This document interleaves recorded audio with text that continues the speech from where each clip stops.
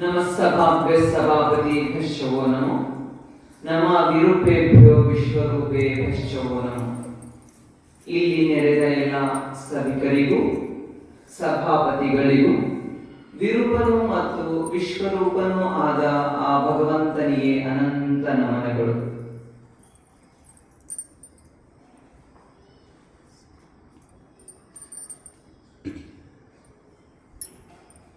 ಮುಕ್ತಿಧಾಮ ಮುಕ್ತಿಧಾಮ ಆ ಹೆಸರು ಕೇಳಿದ್ರೆ ಮುಕ್ತಿ ಸಿಗ್ಬೇಕು. ವಿಶೇಷ ಹೆಸರಿದೆ ಮುಕ್ತಿಧಾಮ. ಈ ಮುಕ್ತಿಧಾಮದಲ್ಲಿ ನಮಗೆ ಶ್ರಾವಣ ಮಾಸದಲ್ಲಿ ವಿಶೇಷ ವಿಚಾರಗಳು ಶ್ರವಣ ಮಾಡಲಿಕ್ಕೆ ಆ ಅವಕಾಶ ದೇವರು ನಮಗೆ ದಯಪಾಲಿಸಿದ್ದಾರೆ. ಅದಕ್ಕಾಗಿ ಅವರಿಗೆ ಅನಂತ ಕೋಟಿ ನಮನಗಳನ್ನ ಸಲ್ಲಿಸುತ್ತೇನೆ. ಜೊತೆಗೆ ಭಾರತದಲ್ಲಿ ಆಗಿ ಹೋದಂತ ಎಲ್ಲ ಶರಣ ಅಮರಂಗಳಗಳಿಗೆ ಶರಣಾರ್ಥಿಗಳನ್ನು ಸಲ್ಲಿಸುತ್ತಾ ಹಾಗೂ ಮಹಾ ತಪಸ್ವಿ ಶ್ರೀ ಸದ್ಗುರು ಪರಂ ಪೂಜ್ಯ ಬಸವಲಿಂಗ ಪಟ್ಟದೇವರ ಅಡಿದಾವರಿಗೆ ಮಣಿಯುತ್ತಾ ಹಾಗೂ ಶ್ರೀ ಶಟಸ್ಥಲ ಬ್ರಹ್ಮ ಶ್ರೀ ಶಿವಾನಂದ ಶಿವಾಚಾರ್ಯರ ಅಡಿದಾವರಿಗೆ ನಾನು ನಮಸ್ಕರಿಸುತ್ತಾ ಇಂದಿನ ಶ್ರಾವಣ ಮಾಸದ 6ನೇ ದಿನದ ಪ್ರವಚನ ಕಾರ್ಯಕ್ರಮ ಆರಂಭಿಸೋಣ.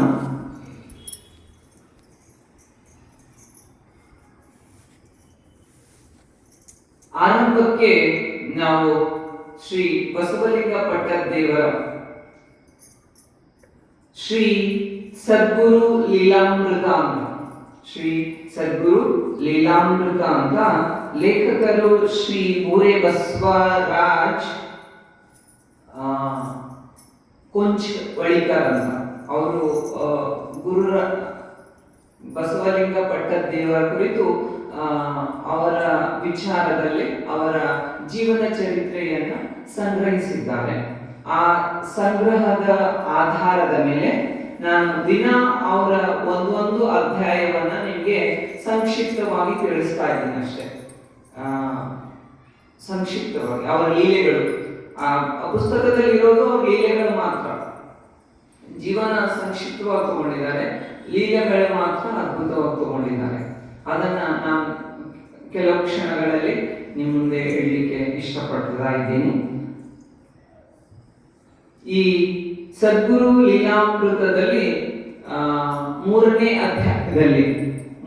ಅಧ್ಯಾಯದಲ್ಲಿ ಬರುವಂತಹ ವಿಚಾರ ಏನು ಅಂದ್ರೆ,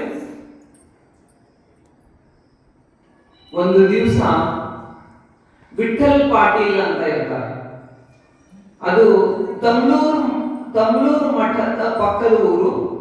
ಅಲ್ಲಿ ಆ ಊರಿನ ಗೌಡ್ರು ವಿಠಲ್ ಪಾಟೀಲ್ ಅಂತ ಇರ್ತಾರೆ.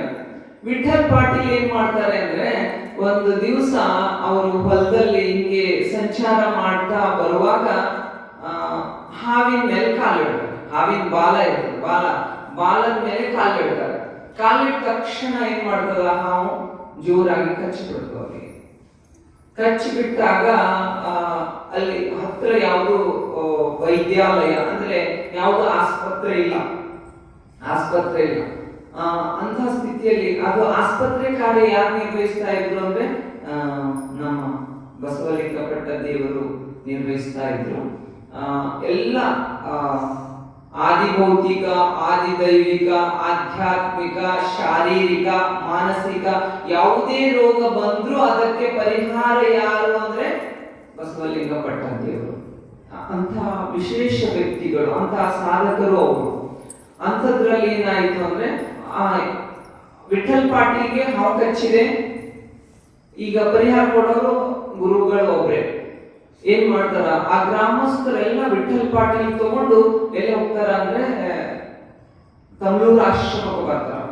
ತಮ್ಲೂರು ಆಶ್ರಮಕ್ಕೆ ಬರೋಷ್ಟೊತ್ತಿಗೆ ಗುರುಗಳು ಆಶ್ರಮದಲ್ಲಿ ಇರೋದಿಲ್ಲ. ಅವರು ಬೇರೆ ಊರಿಗೆ ಪ್ರವಾಸಕ್ಕೆ ಹೋಗಿರ್ತಾರ. ಏನ್ ಮಾಡ್ಬೇಕು ಅಂತ ಗೊತ್ತೇ ಆಗಲ್ಲ ಅವರಿಗೆ. ಹಾವು ಕಚ್ಚದ ಏನ್ ಮಾಡ್ಬೇಕಂತ ಇಲ್ಲಿ ಅವ್ರು ಹಾವು ಕಚ್ಚಿನವರು ಮುತ್ಯರ್ ನಾಮಸ್ಮರಣೆ ಮಾಡ್ತಾ ಇಲ್ಲಿ ಕೂತಾರ. ಮುತ್ಯರು ಯಾವಾಗ ಬರ್ತಾರೋ ಊರಿನ ಜನ ಎಲ್ಲ ಒಂದ್ ಒಟ್ಟಿಗೆ ಸೇರ್ಯಾರ. ಊರಿನ ಜನ ಒಟ್ಟಿಗೆ ಸೇರ್ಯಾರ. ಅವರು ಕಳವಳ ಏನು ಅಂದ್ರೆ ಸ್ವಲ್ಪ ಇನ್ನು ತಡ ಆದ್ರೆ ಎಲ್ಲಿ ಉಳಿತಾರೋ ಇಲ್ಲ ಅಂತ ಜನರಿಗೆ ಭಯ, ಊರಿನ ಜನರಲ್ಲಿ ಭಯ ಉಂಟಾಯಿತು. ಆವಾಗ ಮುತ್ಯವರು ಬೇರೆ ಊರಾಗದಾರ, ಅವರು ಪೂಜೆ ಮಾಡ್ತಾ ಇದ್ದಾರೆ. ಲಿಂಗ ನೋಡ್ತಾ ಇದ್ದಾರೆ. ಲಿಂಗದೊಳಗೆಲ್ಲ ತಮ್ಮೂರು ಮಠದಲ್ಲಿ ನಡೀತಾ ಇರುವಂತಹ ಹಾವು ಕಚ್ಚಿದ ವ್ಯಕ್ತಿ, ಸುತ್ತಲಿರುವ ಜನರು ಅದನ್ನೇ ಕಾಣ್ತಾ ಇರುವಾಗ ಪಕ್ಕದ ಭಕ್ತರು ಹೇಳ್ತಾರೆ, ಅವರು ಭಕ್ತ ನಾವು ತಮ್ಮೂರು ಹೋಗ್ಬೇಕೀಗ. ಆವಾಗ ಯಾರು ಸೇವಕ ಇರ್ತಾನ ಅವ್ರಿಗೆ ಪೂಜೆ ಎಲ್ಲ ರೆಡಿ ಮಾಡೋರು, ಅವ್ರಿಗೆ ಹೇಳ್ತಾರೆ. ಅವ್ರು ಏನ್ ಹೇಳ್ತಾರ ಅಂದ್ರೆ ತಮ್ಮೂರು ಹೋಗ್ಬೇಕಂದ್ರೆ ಪೂಜೆ ಆದ್ರೂ ಮಾಡ್ರಿ. ಇಲ್ಲ, ಪೂಜೆಗಿಂತ ವಿಶೇಷ ಏನಂದ್ರೆ ಅವನಿಗೆ ಉಳಿಸ್ಬೇಕಾಗುತ್ತೆ. ಇಡೀ ಗ್ರಾಮದ ಎಲ್ಲ ಜನರು ನನಗಾಗಿ ಕಾಯ್ತಾ ಇದ್ದಾರೆ, ಅವನಿಗೆ ಜೀವ ಉಳಿಸ್ಬೇಕಾಗತ್ತೆ, ನಡಿ ಅಂತ. ಅದು ಲಿಂಗ ಪೂಜೆ ಅಲ್ಲೇ ತೀರ್ಥ ತಗೊಂಡು ಸ್ವೀಕಾರ ಮಾಡಿ ಲಿಂಗ ಇಟ್ಕೊಂಡು ದೇವರ ಧ್ಯಾನ ಮಾಡ್ತಾ ಏನ್ ಮಾಡಿದ್ರು, ಅವ್ರು ಮತ್ತೆ ತಮ್ಮೂರಿಗೆ ಬಂದ್ಬಿಟ್ರು. ಆವಾಗ ತಮ್ಮೂರಿಗೆ ಬಂದ ತಕ್ಷಣ ಎಲ್ರಿಗೆ ಜೀವ ಬಂದಂಗಾಯ್ತು. ಹಾವು ಕಚ್ಚಿನವನಿಗಲ್ಲ, ಉಳಿದಿನ ಜನರಿಗೆ ಜೀವ ಬಂದಂಗಾಯ್ತು. ಆವಾಗ ಏನ್ ಮಾಡ್ತಾರೆ ಅಂದ್ರೆ ಬಂದ ತಕ್ಷಣ ಭಸ್ಮ ಕೊಡ್ತಾರೆ. ನೀವು ಮೊನ್ನೆ ಭಸ್ಮ ಮಹಾತ್ಮೆ ನೋಡಿ, ಭಸ್ಮ ಕೊಡ್ತಾರೆ. ಭಸ್ಮ ಕೊಟ್ಟು ಅದು ಹಾವು ಎಲ್ಲಿ ಕಚ್ಚದ ಅವ್ರಿಗೆ ಇಷ್ಟು ಹಿಂಗ್ ಮಾಡ್ತಾರ ಅಷ್ಟೇ. ಹಾವು ಕಚ್ಚಿನಲ್ಲಿ ಇಷ್ಟೇ ಕೈ ಸೌರ್ ಇರ್ತಾರ ಅಷ್ಟೇ. ಕೈ ಸೌರದ ನಂತರ ಏನಾಗ್ತದ, ವಾಸಿ, ಯಾವ ವಿಷನೇ ಇಲ್ಲ ಅವನಿಗೆ. ಅವ್ರ ಭಯ ಏನಿತ್ತು, ವಿಷ ಕಚ್ಚಿದ ಭಯಕ್ಕಿಂತ ಮಾನಸಿಕ ವಿಷ ಹೆಚ್ಚಾಗಿತ್ತು. ವಿಷ ಕಚ್ಚಿದ ಭಯಕ್ಕಿಂತ ಮಾನಸಿಕ ವಿಷ ಹೆಚ್ಚಾಗಿತ್ತು. ಎಲ್ಲ ಸತ್ತು ಹೋಗ್ತೀವಿ ಅಂತ. ಹೀಗೆ ಅಮೆರಿಕಾದ ಒಂದು ಟೆಸ್ಟ್ ಆಗ್ಯದ. ಏನಂತ ಅಂದ್ರೆ ಹಾವು ಕಚ್ಚಿದ್ರೆ ಮನುಷ್ಯ ಸಾಯ್ತಾನಂತ. ನಮ್ಗೆಲ್ರಿಗೂ ಗೊತ್ತದ ಹಾವು ಕಚ್ಚಿದ್ರೆ ಮನುಷ್ಯ ಸಾಯ್ತಾನಂತ. ಇಬ್ರಿಗೆ ಕಣ್ಣಿಗೆ ಪಟ್ಟಿ ಕಟ್ಟಿ ಟೆಸ್ಟ್ ಮಾಡ್ತಾರ. ಸೈಕಾಲಜಿ ಲ್ಯಾಬ್ ನಲ್ಲಿ ಟೆಸ್ಟ್ ನಡೀತಾರ. ಕಣ್ಣಿಗೆ ಪಟ್ಟಿ ಕಟ್ಟಿ ಏನ್ ಹೇಳ್ತಾರ, ಸೂಜಿಯಿಂದ ಚುಚ್ಚುತ್ತಾರ. ಚುಚ್ಚಿ ಏನ್ ಹೇಳ್ತಾರ ಅಂದ್ರೆ ನಿಮ್ಗೆ ಹಾವು ಕಡದ, ನಿಮ್ಗೆ ಇಬ್ರಿಗೂ ಒಂದು ಹಾವಿನಿಂದ ಕಚ್ಚಿಸ್ತೀವಿ, ನಿಮ್ ಕೆಮಿಕಲ್ ರಿಯಾಕ್ಷನ್ ಏನಾಗ್ತದೆ ನೋಡ್ಬೇಕಂತ ಅವ್ರಿಗೆ ಹೇಳಿರ್ತಾರೆ. ಏನಂತ, ಹಾವು ಕಚ್ಚಿಸ್ತಾ ಇದೀವಿ ಅಂತ. ಅವಾಗ ಅದು ಅವ್ರು ಆಕ್ಚುಲಿ ಹಾವು ಕಚ್ಚಿಸಿರಲ್ಲ, ಸೂಜಿಯಿಂದ ಚುಚ್ಚಿರ್ತಾರೆ. ಆ ವ್ಯಕ್ತಿ ಏನ್ ಮಾಡ್ತಾನ, ಸೂಜಿಯಿಂದ ಚುಚ್ಚೋದೇ ತಡ ಭಯಭೀತ ಆಗಿ ಏನಾಯ್ತು ಅಂದ್ರೆ ಇಡೀ ದೇಹ ಎಲ್ಲ ಕಪ್ಪುಗಾದ ತಕ್ಷಣ ಅವನಿಗೆ ಮತ್ತೆ ಲ್ಯಾಬಿಗೆ ತಗೊಂಡೋಗಿ ಟೆಸ್ಟ್ ಮಾಡ್ತಾರೆ. ಟೆಸ್ಟ್ ಮಾಡಿ ಆದ ನಂತರ ಇವನು ಸೈಕಾಲಜಿಕಲಿ ಎಫೆಕ್ಟ್ ಆಗ್ಯಾನ. ಏನಾದ ವಿಚಾರ, ಇವನಿಗೆ ಹಾವೇ ಕಡ್ದದ ಅಂತ ತಿಳ್ಕೊಂಡಾನ. ಅದು ಚುಚ್ಚಿದ ನಂತರ ಏನಾಯ್ತು, ಆ ವಿಷ ಏನದನು ಅವನ ರಕ್ತ ಸಂಚಾರದಲ್ಲಿ ಏನು ಕೆಮಿಕಲ್ ರಿಯಾಕ್ಷನ್ ಆಯ್ತು ಅಂದ್ರೆ ಹಾವು ಕಚ್ಚಿದ ನಂತರ ಏನ್ ರಿಯಾಕ್ಷನ್ ಆಗ್ತದೋ ಅದೇ ಫಲಿತಾಂಶ ಬಂತು. ಟೆಸ್ಟ್ ಮಾಡಿದ ಹಂಗ ಇನ್ನೊಬ್ಬ ವ್ಯಕ್ತಿ ಇದ್ದ, ಇಬ್ರು ಟೆಸ್ಟ್ ಮಾಡಿದ್ರು. ಅವನಿಗೆ ಏನ್ ಹೇಳಿದ್ರು, ಅವನಿಗೆ ಧೈರ್ಯ ಕೊಟ್ರು. ಹಾವು ಕಚ್ಚಿದ್ರು ನೀನ್ ಬದುಕ್ತೀನಿ, ನಾವು ಟೆಸ್ಟಿಗಾಗಿ ಮಾಡ್ಲತ್ತೀವಿ ಅಷ್ಟೇ ಅಂತ. ಅವನಿಗೆ ಧೈರ್ಯ ಕೊಟ್ಟು ಆಮೇಲೆ ಏನ್ ಮಾಡಿದ್ರು ಅಂದ್ರೆ ಅದು ಸೂಜಿ ಚುಚ್ಚಿದ ನಂತರ ಅವನೇನಾಗ್ತಾನೆ, ಧೈರ್ಯ ಕೊಟ್ಟದ ಕಾರಣ ಆಮೇಲೆ ತಕ್ಷಣ ಬಿಚ್ಚು ಹೇಳ್ತಾರೆ, ಇದು ನಿಮ್ಗೆ ಹಾವು ಕಚ್ಚಿಲ್ಲ, ಸೂಜಿ ತೀವ್ರಿಲ್ಲ ಅಷ್ಟೇ, ಸೂಜಿ ನಾಟಿದೆ ನಿಮಗೆ ಅಂತ ಹೇಳಿದ ತಕ್ಷಣ ಅವನಿಗೆ ಏನು ಎಫೆಕ್ಟ್ ಆಗಿಲ್ಲ. ಸೂಜಿ ಒಂದೇ, ಇಬ್ರಿಗೆ ನಾಟಿದ್ದು ಸೂಜಿ ಒಂದೇ. ಆದ್ರೆ ಒಬ್ನಿಗೆ ಏನು ಗೊತ್ತದ, ನನಗೆ ಸೂಜಿ ಚುಚ್ಚದ ಅಂತ ಗೊತ್ತಾಗದ, ಇನ್ನೊಬ್ರಿಗೆ ಹಾವು ಕಚ್ಚದ ಅಂತ ಗೊತ್ತಾಗದ. ಆದ್ರೆ ಅದು ಹಾವಿನ ವಿಷ ಅಲ್ಲ, ಆದ್ರೆ ದೇಹ ಎಲ್ಲ ಹಾವಿನ ವಿಷ ಆಗಿ ಪರಿವರ್ತನೆ ಆಗಿದೆ. ಅಂದ್ರೆ ನಮ್ಮ ದೇಹದ ಒಳಗೆ ಏನಾಗ್ತಾ ಇದೆ ಅಂದ್ರೆ ನಾವು ಏನು ವಿಚಾರ ಮಾಡುತ್ತೇವೋ ಅದರಂತೆ ನಮ್ಮ ದೇಹದ ಕೆಮಿಕಲ್ ರಿಯಾಕ್ಷನ್, ರಾಸಾಯನಿಕ ಕ್ರಿಯೆಗಳು ನಡೀತಾ ಇದೆ ಅಂತ. ನಾವು ಹೆಂಗ್ ವಿಚಾರ ಮಾಡ್ತೀವೋ ಹಂಗ ಆಗ್ತೀವಿ ಅಂತ. ಅದಕ್ಕಾಗಿ ಊಟ ಮಾಡುವಾಗ, ನೀರು ಕುಡಿಯುವಾಗ ಏನ್ ಮಾಡ್ರಿ, ಒಳ್ಳೇದು ವಿಚಾರ ಮಾಡಿ. ಒಳ್ಳೇದು ವಿಚಾರ ಮಾಡಿದ್ರೆ ನೀವು ಒಳ್ಳೆಯವರೇ ಆಗ್ತೀರಿ. ನಾವು ಮಕ್ಕಳಿಗೆ ಏನ್ ಮಾಡ್ಲತ್ತೀವಿ, ಊಟ ಮಾಡುವಾಗ ಮೊಬೈಲ್ ಕೊಡ್ಲತ್ತೀವಿ, ನಾವು ಊಟ ಮಾಡುವಾಗ ಧಾರಾವಾಹಿ ನೋಡ್ಲತ್ತೀವಿ. ಧಾರಾವಾಹಿ ಅಂದ್ರೆ ಏನದ ಅಂದ್ರೆ ಅದೊಂದು ಪಾಯ್ಸನ್ ಅದ. ಧಾರಾವಾಹಿ ಅಂದ್ರೆ ಏನದ, ಅದೊಂದು ಪಾಯ್ಸನ್ ಅದ. ಯಾಕಂದ್ರೆ ದುಡ್ಡಿಗಾಗಿ ಅವರು ನಮ್ ಹೆಂಗ್ ಬೇಕು ಹಂಗ ತಯಾರು ಮಾಡ್ಕೊಳ್ಳೋದ, ನಮ್ ಹೆಂಗ್ ಬೇಕು ಹಂಗ ತಯಾರು ಮಾಡ್ಕೊಳ್ಳೋದ. ನಮ್ಮ ಜೀವನ ಹಾಳು ಮಾಡ್ಕೋಬೇಕು ಅಂದ್ರೆ ಫಸ್ಟ್ ಧಾರವಾಹಿ ಮಾಡ್ಬೇಕು. ನಮ್ ಜೀವನ ಹಾಳು ಮಾಡ್ಕೋಬೇಕಂದ್ರೆ ಏನ್ ಮಾಡ್ಬೇಕು? ಫಸ್ಟ್ ಧಾರವಾಹಿ ಮಾಡ್ಬೇಕು. ಇಲ್ಲ ಅಂದ್ರೆ ನಾ ದೇವ ನಾಮಸ್ಮರಣೆ ಮಾಡ್ರಿ ಅಂದ್ರೆ ಯಾರು ಬರಲ್ಲ. ಬರ್ತಾರ? ಒಂದ್ ತಾಸು ಕೂಡ್ರಿ ದೇವ್ರ ನಾಮಸ್ಮರಣೆ ಮಾಡ್ತಂದ್ರೆ ಯಾರು ಕೂಡಲ್ಲ. ಯಾಕಂದ್ರೆ ಅದು ನಮ್ಗೆ ದೇಹಕ್ಕೆ ಧನಾತ್ಮಕ ಶಕ್ತಿ ಕೊಡ್ತಾ ಇದೆ, ಅದು ನಮ್ಗೆ ಬೇಕಿಲ್ಲ. ಸಿನಿಮಾ ನೋಡ್ರಿ 3 ತಾಸು, ಧಾರಾವಾಹಿ ನೋಡ್ರಿ, ಕೆಲವರಂತೂ ಬೆಳಗ್ಗೆ ಸ್ಟಾರ್ಟ್ ಮಾಡಿರ್ತಾರ, ಶಿಫ್ಟ್ ವೈಸ್ ಬರ್ತಾ ಇರ್ತಾರ. ಬೆಳಗ್ಗೆ ಶುರು ಮಾಡಿದ್ರೆ ಯಾವಾಗ ಮುಗಿತೋ ಗೊತ್ತಿಲ್ಲ. ಕೆಲವೊಂದ್ಸಾರಿ ಏನ್ ರಿಕ್ಯಾಪ್ ಬರ್ತಾ ಇದೆ, ನಿನ್ನಿಂದೆ ಮತ್ತೆ ಶುರು ಮಾಡ್ತಾರ. ಮತ್ತೆ ಶನಿವಾರ ರವಿವಾರ ಅಂತೂ ಮತ್ತೆ ವಾರದ್ದೆಲ್ಲ ಮತ್ತೆ ಬರಬೇಕು. ಅದೇನಾಗ್ತಾ ಇದೆ ಅಂದ್ರೆ ನಮ್ಮ ವಿಚಾರಗಳು ವಿಷಮಯವಾಗಿಸುತ್ತಿದೆ. ಧಾರಾವಾಹಿ ಏನ್ ಮಾಡ್ತಾ ಇದೆ? ನಮ್ಮ ವಿಚಾರಗಳೆಲ್ಲ ವಿಷಮಯ ಅಂದ್ರೆ ಕೆಟ್ಟದಾಗಿಸ್ತಾ ಇದೆ. ಅದಕ್ಕಾಗಿ ದಯವಿಟ್ಟು ಎಲ್ಲರಲ್ಲಿ ವಿನಂತಿ ಏನು ಅಂದ್ರೆ ಧಾರಾವಾಹಿ ನೋಡೋದ್ ಬೇಡ. ನಮ್ ಜೀವನ ಬಹಳ ಕಮ್ಮಿ ಅದ. ಈಗ ಜೀವನ ಹೆಂಗಾಗಿದೆ? ಬಹಳ ಕಮ್ಮಿ ಆಗಿದೆ, ಸಂಕುಚಿತ ಜೀವನ ಆಗಿದೆ. ಯಾವಾಗ 40 ವರ್ಷ 50 ವರ್ಷ 60 ವರ್ಷ ಯಾವಾಗ ಯಮರಾಜ ನಮ್ ಟಿಕೆಟ್ ತೆಗಿತಾನೋ ಗೊತ್ತಾಗ್ತಾ ಇಲ್ಲ ನಮ್ಗೆ. ನಾವು ಆಲ್ರೆಡಿ ನಮ್ಮ ಆಯುಷ್ಯ ಕಮ್ಮಿ ಇದೆ. ಇದ್ದ ಆಯುಷ್ಯದಲ್ಲಿ ಏನ್ ಮಾಡ್ಬೇಕಾಗದ? ಸಾಧನೆ ಮಾಡ್ಬೇಕಾಗಿದೆ. ಏನ್ ಸಾಧನೆ ಮಾಡ್ಬೇಕು? ಆಧ್ಯಾತ್ಮಿಕ ಸಾಧನೆ ಮಾಡಿ, ದೇವ್ರ ಧ್ಯಾನ ಮಾಡ್ರಿ, ತಪಸ್ ಮಾಡ್ರಿ, ಒಳ್ಳೆ ಪುಸ್ತಕಗಳು ಓದ್ರಿ. ಶರಣರ ನಮ್ಮಲ್ಲಂತೂ ಇದು ಶರಣರ ನಾಡು. ಎಷ್ಟು ಶರಣರು ಬೇಕು ಅಷ್ಟು ನೀವು ಪುಸ್ತಕಗಳು ಸಿಕ್ಕಿರ್ತಾವ. ಹಂಗಾಗಿ ಶರಣರ ಗ್ರಂಥಗಳು ಓದ್ರಿ. ವಚನ ಸಾಹಿತ್ಯದ ನಮ್ಮಲ್ಲಿ ಇಡೀ ವಿಶ್ವಕ್ಕೆ ಕೊಟ್ಟಂತ ದೊಡ್ಡ ಕೊಡುಗೆ, ಶ್ರೇಷ್ಠ ಕೊಡುಗೆ ವಚನ ಸಾಹಿತ್ಯ ಓದ್ರಿ. ಯಾರಿಗೂ ಓದಿ ಬರಲ್ಲ ಅಂತ ಇಲ್ಲ, ಎಲ್ಲರೂ ಓದ್ತಾರೆ. ಓದಿಗೆ ಬಂದಿಲ್ಲ ಅಂದ್ರೆ ಮೊಬೈಲ್ ನಲ್ಲಿ ಎಲ್ಲ ಆಲ್ರೆಡಿ ರಿಕಾರ್ಡ್ ಕೇಳಬೇಕಷ್ಟೇ. ನಾವು ಮನಸ್ಸು ಮಾಡ್ಬೇಕಷ್ಟೇ. ಅದಕ್ಕಾಗಿ ದಯವಿಟ್ಟು ಸಮಾಜದಲ್ಲಿ ಹರಡ್ತಾ ಇರುವಂತ ಸಾವಿರ ಸಮಸ್ಯೆಗಳಿಗೆ 900 ಸಮಸ್ಯೆಗಳಿಗೆ ಕಾರಣ ಯಾವುದು ಅಂದ್ರೆ ಧಾರಾವಾಹಿ. ನೀವು ನೋಡ್ರಿ, ಯಾರ ಮನೆಯಾದ್ರೂ ಅವಿಭಕ್ತ ಕುಟುಂಬ ಅದ, ಎಲ್ಲರೂ ಕೂಡಿ ಹರ ಕುಂತಿ ಹರ ಅಂದ್ರೂ ಜಗಳಗಳು ಇಲ್ಲೇ ಹರ ಇಲ್ಲ. ಬ್ಯಾಟ್ರಿ ಹಾಕಿದ್ರು ಒಂದು ಮನೆ ಸಿಗೋದು ಕಷ್ಟ ಆಗ್ಬಿಟ್ಟ. ಕಷ್ಟ ಇಲ್ಲ ಅಂತ ಅಲ್ಲ, ಅದ ಎಲ್ಲೋ ಒಬ್ರು ಇಬ್ರು ಅದ. ಆದ್ರೆ ಪ್ರಮಾಣ ಹೆಚ್ಚಾಗಿರೋದು ವಿಘಟಿತ ಕುಟುಂಬ. ಅಂದ್ರೆ ಮನಿ ಒಡೆದು ಹಾಕುವವರೇ ಸಂಖ್ಯೆ ಹೆಚ್ಚಾಗಿದೆ. ಮನಿ ಒಡೆಯಲಿಕ್ಕೆ ಮೂಲ ಕಾರಣ ನಮ್ಮ ವಿಚಾರವನ್ನು ಶುದ್ಧವಾಗಿ ಇಟ್ಟಿಸ್ಕೊಂಡಿವಿ ಅಂದ್ರೆ ನಾವು ಶುದ್ಧ, ನಮ್ಮ ಕುಟುಂಬನೂ ಶುದ್ಧ, ನಮ್ಮ ಸಮಾಜನೂ ಶುದ್ಧ. ನಾವೆಲ್ಲರೂ ಒಂದಾಗಿ ಎಲ್ಲರೂ ಶುದ್ಧೀಕರಣ ಮಾಡಿದ್ರೆ ಇಡೀ ದೇಶನೇ ಶುದ್ಧ ಮಾಡಬಹುದು. ಆದ್ರೆ ಅದಕ್ಕೆ ಬಿಡ್ತಾ ಇಲ್ಲ ಯಾರು ಅಂದ್ರೆ ಧಾರಾವಾಹಿಗಳು. ಅದಕ್ಕಾಗಿ ಏನ್ ಮಾಡ್ಬೇಕು? ಈ ವಿಷಮಯ ಜೀವನವನ್ನ ಪಕ್ಕಕ್ಕಿಡಬೇಕಾಗುತ್ತೆ. ನಾವು ಏನ್ ವಿಚಾರ ಮಾಡ್ತೀವಿ ನಾವು ಅದೇ ಆಗ್ತೀವಿ. ನಾವೇನೇ ವಿಚಾರ ನಾವು ಮಾಡಿವಿ, ನಮ್ಮ ಮಕ್ಕಳಿಗೂ ಹಂಗೆ ಕೊಟ್ಟಿರ್ತೀವಿ.